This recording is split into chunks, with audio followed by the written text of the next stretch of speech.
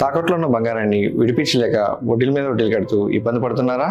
అయితే ఇప్పుడే సంప్రదించండి శివ గోల్డ్ కంపెనీ. మీ నమ్మకానికి మా హామీ శివ గోల్డ్ కంపెనీ.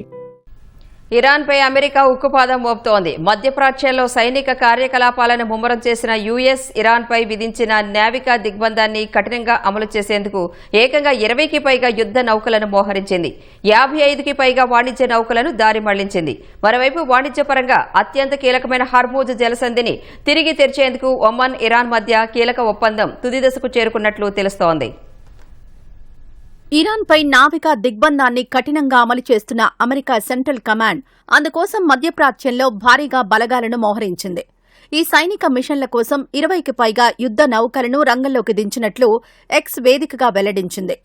నిబంధనలు ఉల్లంఘించకుండా చూసేందుకు ఆగస్టు 9 నాటికి 55 వాణిజ్య నౌకలను దారి మళ్లించామని, 2 నౌకలను నిలిపివేశామని, మరో 2 నౌకల్లోకి ప్రవేశించి తనిఖీలు చేశామని స్పష్టం చేసింది.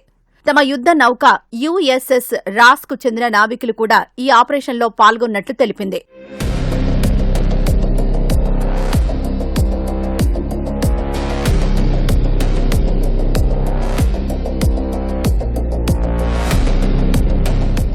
ఓవైపు అమెరికా సైనిక మోహరింపు కొనసాగుతుండగానే వాణిజ్య నౌకల రాకపోకలకు అత్యంత కీలకమైన హార్మోజ్ జలసంధిపై ఉద్రిక్తతలు కొనసాగుతున్నాయి. ఈ జలసంధి గుండా కొత్త షిప్పింగ్ మార్గాలను ఏర్పాటు చేయడానికి ఇరాన్, ఒమన్ దేశాల మధ్య ఒక ఒప్పందం దాదాపు తుది దశలో ఉన్నట్లు ఇరాన్ విదేశాంగ మంత్రి అబ్బాస్ ఆరాగ్చీ తెలిపారు. అయితే ఈ జలసంధిని తిరిగి తెరవాలంటే అమెరికా తమ షరతులను అంగీకరించాలని ఇరాన్ స్పష్టం చేస్తోంది. అమెరికా దాడుల వల్ల జరిగిన నష్టానికి పరిహారం చెల్లించాలని, ఆంక్షలు, సైనిక బెదిరింపులను ఆపేయాలని డిమాండ్ చేసింది.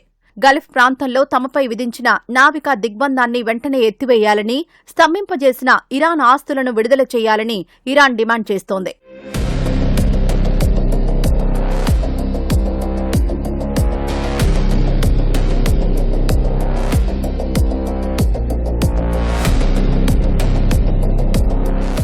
ఒకవేళ వాణిజ్య నౌకల రాకపోకలను పునరుద్దరించే ఒప్పందం కుదిరితే ఇరాన్ పోర్టులపై ఉన్న దిగ్బంధాన్ని అమెరికా ఎత్తివేస్తుందని ఒక అమెరికన్ అధికారి తెలిపారు. అయితే ఇరాన్ తాము చెప్పినట్లు నడుచుకునే దాన్ని బట్టి అమెరికా చర్యలుంటాయని ఆయన స్పష్టం చేశారు.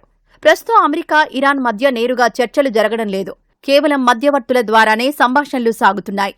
హార్మోజ్ జలసంధి వద్ద ప్రతిష్టంభన కొనసాగుతుండగా ఆ ప్రాంతంలో అస్థిరత మరింత భయపెడుతోంది.